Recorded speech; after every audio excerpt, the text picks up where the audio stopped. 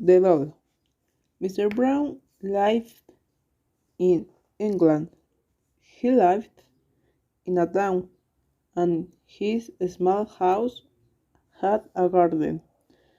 Mr. Brown liked his garden very much. It had a lot of flowers, and the grass was very green. The flowers were pretty in summer, red, blue, and yellow. Mr. Brown liked to sit there in the sun. But he had to work too. Mr. Brown worked in an office. It was not near his house, so Mr. Brown often went to work on the bus. He came home on the bus too. Mr. Brown was a sad and lonely man. He did not have many friends and he did not talk to many people, and so he was lonely. One very hot day, Mr. Brown decided to walk home. He did not want to go on the bus that day. He wanted a walk in the sunshine. In one street there was a small shop. Mr. Brown looked in the window. There were very old things in the window, and Mr. Brown liked old things. He went into the shop. "Good afternoon," said the man in the shop. "Good afternoon," said Mr. Brown. "Can I just look at the old things?" "Please do." Mr. Brown looked at the things in the shop. He saw an old doll with a sad face. It wasn't a pretty face, but Mr. Brown liked it. The doll was a little old man with white hair and black clothes. Mr. Brown thought, "Perhaps the doll is lonely, too."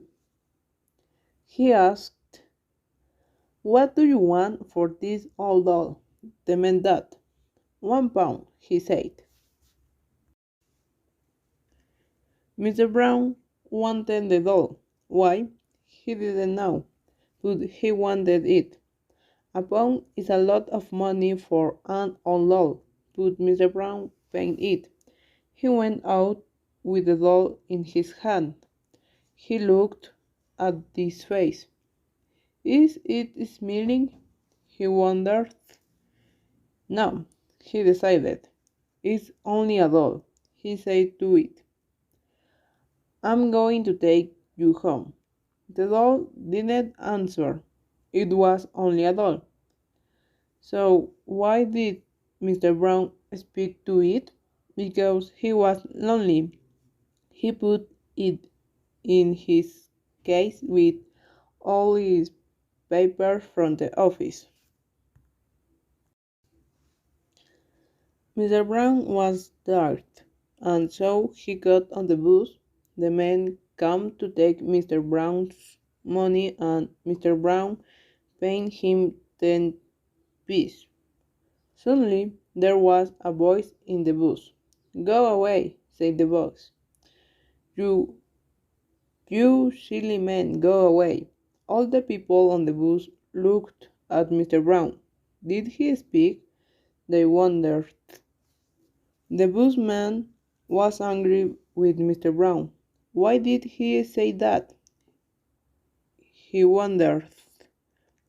He gave Mr. Brown a ticket and went away. He didn't like Mr. Brown. Mr. Brown got home. He was very tired. Who spoke on the bus? He wondered. Mr. Brown just didn't know.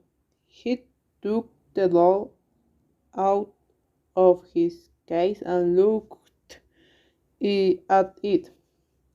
It was just a doll.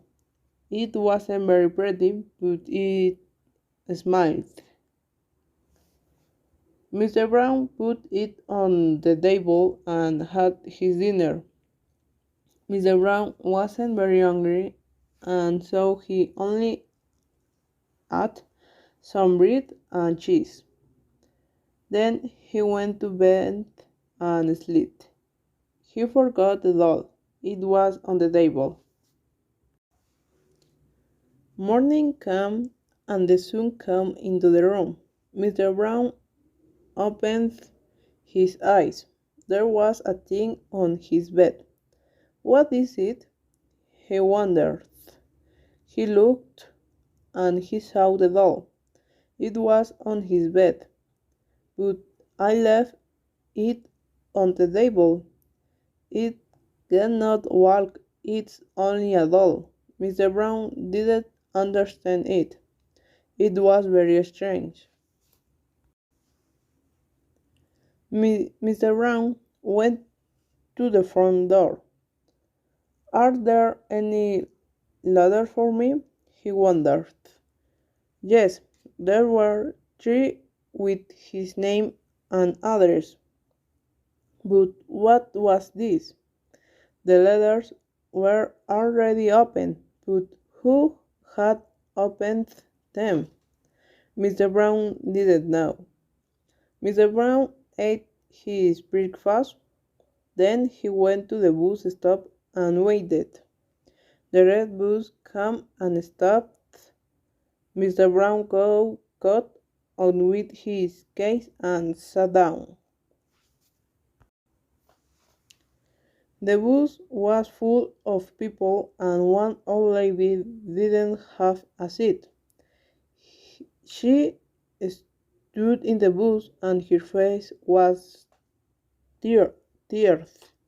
Mr. Brown was a keen man and he kept his seat. Then suddenly a voice spoke. "You poor silly old thing," it said. The lady turned and looked at Mr. Brown. His face was red. The lady was angry and didn't like Mr. Brown. He got off the bus. He was angry and he didn't understand it. The doll's still at home, he thought. Or is it? Mr. Brown opened his case and looked. The doll was there, with a big smile in its face. He put the doll down in the road and went to work. I haven't got that doll now, he thought. God. Mr. Brown worked well all day. After work, he walked to the bus stop. But what's this? The doll was at the bus stop. It's waiting for me in the road. Mr. Brown saw the white hair and the black clothes, and he saw the smile too. What's happening? He wondered. It isn't just a doll. He turned and ran. Then he walked home. He was very tired then. He had to walk 3 miles to his house. Mr. Brown sat down in a chair and went to sleep. He slept for an hour. Suddenly there was a big noise, crash, smash. Mr. Brown opened his eyes. What's wrong? He wanted to see. The doll was there again. It sat on the table and looked at him. The cups and plates were on the floor. 5 of them. It isn't just a doll, Mr. Brown decided, and it is not a friend. What can I do? He took the doll into the garden. He made a hole in the ground and put the doll in it. That's the end of you, said Mr. Brown. You're under the ground now. You won't get out of that. Next day, Mr. Brown went to work on the bus. He didn't have the doll now and he didn't hear a voice. He worked hard and he was happy. Mr. Brown came home at night.